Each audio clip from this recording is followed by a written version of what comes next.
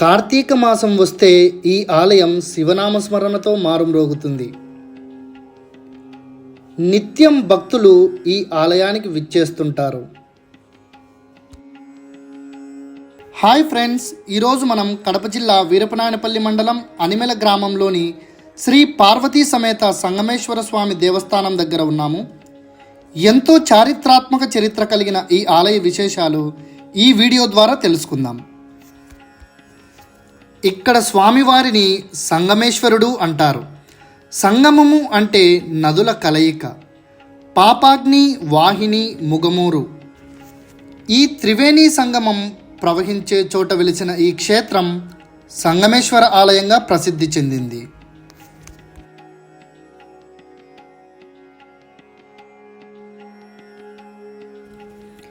ఎంతో విశిష్టత కలిగిన ఈ నది దక్షిణ భాగం నుండి తూర్పు ఈశాన్యంగా ప్రవహిస్తుంది.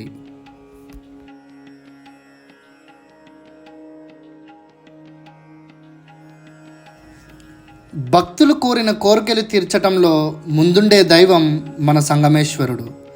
అందుకే భక్తులందరూ ఈ ఆలయానికి పోటెత్తుతారు.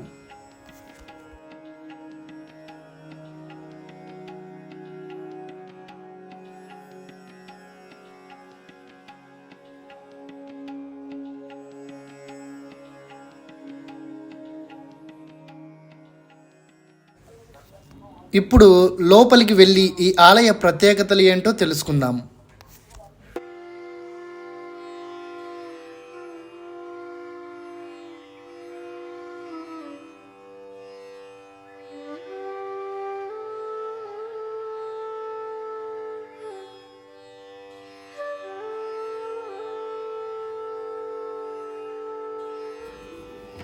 లోపలికి రాగానే మనకు ఎత్తైన ధ్వజస్తంభం కనిపిస్తుంది.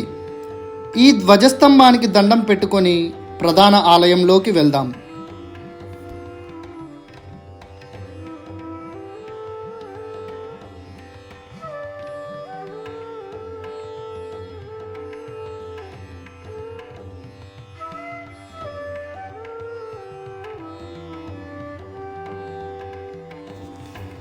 ఈ ఆలయంలో స్వామివారు అంగరహిత లింగ రూపంలో మనకు దర్శనమిస్తారు.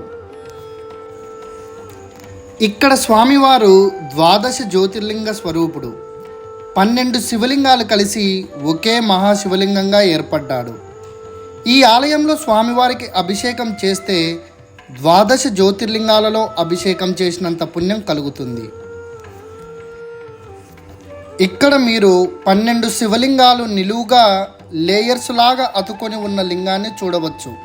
ఇది ఎలా ఉంటుందంటే ఒక బత్తాయి పండులో తొనలు ఒకదానికి ఒకటి అతుక్కున్నట్లుగా ఈ లింగం ఉంటుంది.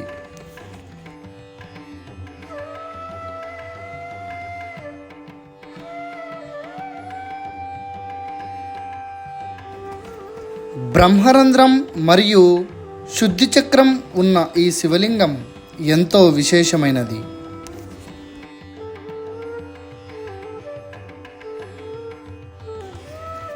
బ్రహ్మరంధ్రంతో పాటు గీతలులాగా గీసిన బ్రహ్మసూత్రం ఉన్న ఈ లింగాన్ని పూజిస్తే విశేష ఆరాధనా ఫలితం కలుగుతుంది.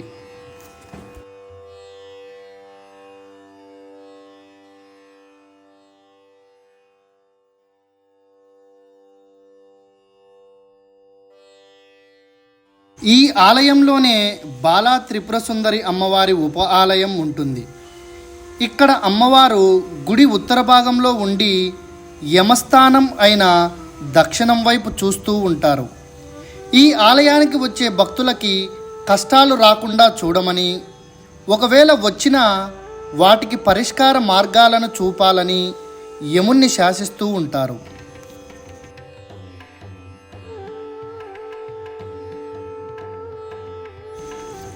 అదేవిధంగా గర్భాలయంలోని శివలింగం కూడా కొంచెం దక్షిణానికి ఒరిగి యముణ్ణి హెచ్చరిస్తున్నట్లు మనకు కనిపిస్తుంది.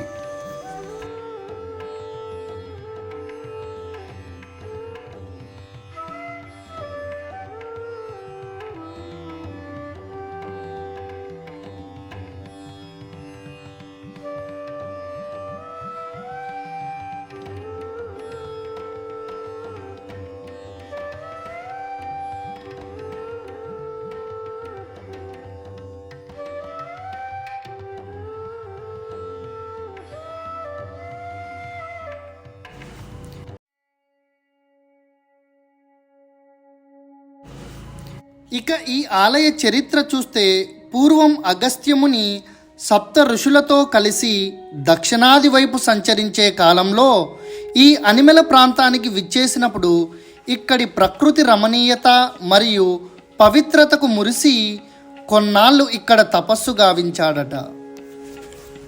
అదే సమయంలోనే ఈ సంగమేశ్వర లింగ ప్రతిష్ఠ చేశాడని ప్రతీతి. మొదట విశేష పూజలు అందుకున్న ఈ లింగం తర్వాత కొన్ని వందల వేల సంవత్సరాలు పూజా పునస్కారాలకు నోచుకోకపోవడమే కాకుండా కాలక్రమంలో ఈ లింగం మీద ఓ పుట్ట కూడా ఏర్పడింది. అలా పుట్టలో ఉండిపోయిన స్వామివారి లింగం బయటికి ఎలా వచ్చింది, ఇక్కడి స్థల పురాణం ఏం చెబుతుందో ఇప్పుడు తెలుసుకుందాం.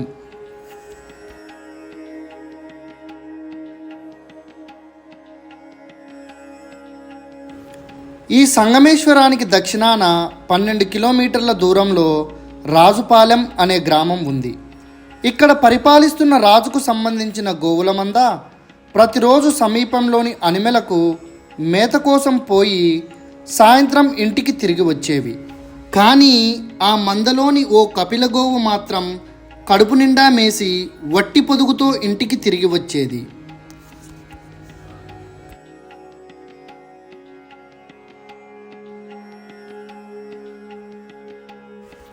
రోజూ రావాల్సిన పాల కంటే తక్కువ పాలు రావడంతో ఆగ్రహించిన రాజు ఆ కాపలాదారుని పిలిచి దండించాడు. అప్పుడు ఆ అడవిలో ఎవరైనా పాలు పిండుకుంటున్నారేమో అని ఆ కాపలాదారుడికి అనుమానం రావడంతో చాటుమాటున ఆ కపిల గోవును అనుసరించాడు. ఆవు ఎప్పటిలాగే సాయంకాలం ఆ పుట్టకడకు చేరి తన్మయం చెంది పొదుగు నుండి పాలు జారవిడిచింది. అది గమనించిన కాపలాదారుడు పుట్టలో లింగం ఉందన్న విషయం తెలియక పాలు వృధా చేస్తుందన్న కోపంతో తన చేతిలోని గొడ్డలిని ఆవుపైకి విసిరాడు. అది ఆవుకు తగలకుండా పుట్టలోని లింగానికి తగిలింది. మళ్ళీ రాయిని తీసుకొని ఆవును కొట్టబోయేంతలో ఆ పరమేశ్వరుడు మహారుషి రూపాన ప్రత్యక్షమై పుట్ట దగ్గరికి తీసుకొని వెళ్ళి లింగాన్ని చూపించాడు. పశ్చాత్తాపం చెందిన కాపలాదారుడు పుట్టను తవ్వించి లింగాన్ని పానుమట్టాన్ని వెలికి తీసి పూజలు పునస్కారాలు ప్రారంభించాడు. ఆనాటి నుండి ఈ సంగమేశ్వర లింగానికి నిత్య పూజలు ప్రారంభమయ్యాయి. ఆవుల కాపరి గొడ్డలి విసరడంతో భయపడ్డ ఆ కపిలగోవు కంగారులో లింగం పైన తన కాలిగిట్టతో తొక్కడం వలన ఆ గోపాదముద్ర స్వామివారిపై పడింది. ఇప్పటికీ ఆ పాదం గుర్తు మీరు చూడవచ్చు. లింగంలో ప్రాణశక్తి ఉండటం వలన ఈ ముద్రలో నీరు చెమరుస్తూ ఉంటుంది. చెమర్చిన ఆ నీరు గోమూత్రం వాసన రావడం నిజంగా విశేషం అని చెప్పాలి. అంతేకాకుండా గొడ్డలి విసరడంతో ఏర్పడిన ఖర్చు లింగం మీద మీరు చూడవచ్చు. ఈ ఆలయ గర్భగుడి మీద శివపురాణం, భాగవతం, రామాయణానికి సంబంధించిన శిల్పాలు చెక్కబడ్డాయి.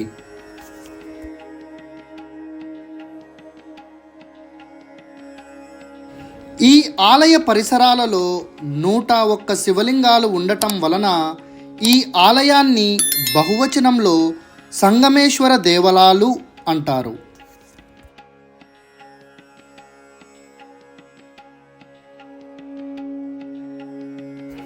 ఈ ఆలయానికి వాస్తుదోషం ఉండటం వలన ఆ దోషాన్ని పోగొట్టడం కోసం 144 స్తంభాలతో ఈ ఆలయాన్ని నిర్మించారు. చోళరాజులు, సూర్యవంశరాజులు, రెడ్డి రాజులు మరియు విజయనగర రాజులు ఈ ఆలయ నిర్మాణంలో మరియు అభివృద్ధిలో పాటుపడ్డారని, వారు స్వామివారిని విశేషంగా ఆరాధించారని ఈ ఆలయాన్ని చూస్తే తెలుస్తుంది. ఈ సంగమేశ్వర దేవస్థానం భాస్కర క్షేత్రంగా ప్రసిద్ధి చెందింది. గర్భగుడిలోని లింగం మీద పగటిపూట సూర్యకిరణాలు పడుతూ ఉండటం వలన చీకటిలో కూడా ఈ లింగం ప్రకాశవంతంగా కనిపిస్తుంది. ఇప్పుడు మీరు చూస్తున్నది ఈ ఆలయ యజ్ఞమండపం. పూర్వం యజ్ఞయాగాలు ఈ మండపంలోనే జరిగేవట. ఈ యజ్ఞ మండపానికి ఉన్న 16 స్తంభాలు మనిషి శరీరంలో జరిగే 16 కర్మలని, చుట్టూ ఉన్న 4 దారులు 4 వేదాలని సూచిస్తాయి. ఈ యజ్ఞమండపం పైభాగంలో అష్టదిక్పాలకులు చెక్కబడి ఉంటారు. వివాహం కానివారు, ఆరోగ్య సమస్యలు ఉన్నవారు, సంతానం లేనివారు తడిబట్టలతో స్వామివారికి సేవ చేసి వచ్చి యజ్ఞమండపంలోని ఈ విశేష శక్తిగల బండ మీద కాసేపు నిద్రించడం వలన స్వామివారి కటాక్షం వారికి దొరుకుతుందని భక్తుల నమ్మకం.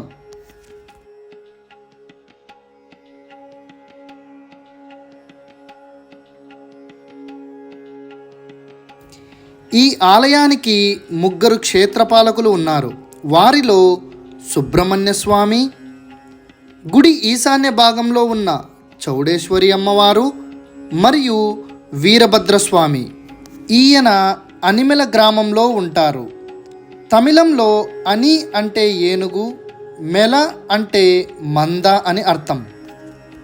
చోళరాజుల ఏనుగులు పచ్చిక మేస్తూ మందలుగా ఈ ప్రాంతంలోనే తిరుగుతూ ఉండటం వలన ఈ ప్రాంతానికి అనిమెల అని పేరు వచ్చింది. ఈ ఆలయాన్ని శివలింగాకారంలో నిర్మించటం ఓ ప్రత్యేకతగా చెప్పుకోవచ్చు. ఇక్కడ శివలింగాకారంలో ఉన్న ఆలయాన్ని మీరు చూడవచ్చు.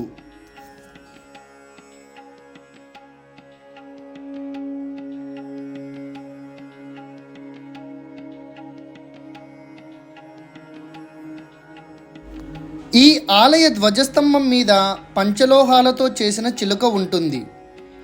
ఈ నదికి ఉప్పెన వచ్చినప్పుడు ఆ నీరు ఈ చిలుకను తాకి ప్రాణం వచ్చి ఎగిరిపోతే కలియుగం అంతం అవుతుందని శ్రీ పోతులూరి వీరబ్రహ్మేంద్ర స్వామి తన కాలజ్ఞానంలో రాశారు.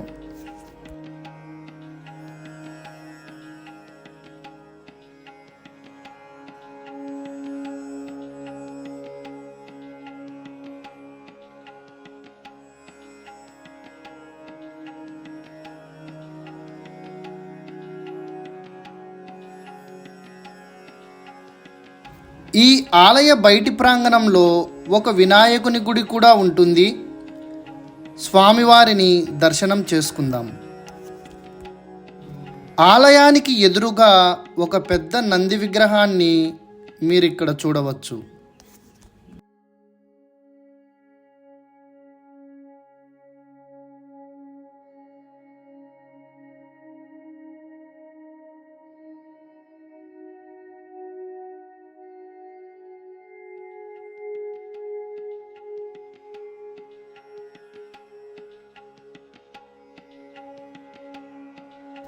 ఈ ఆలయం చుట్టూ ఎటు చూసినా ప్రకృతి అందాలు పలకరిస్తుండగా గలగలా పారుతున్న నదీ సుందర దృశ్యాలు పర్యాటకులని విపరీతంగా ఆకట్టుకుంటాయి.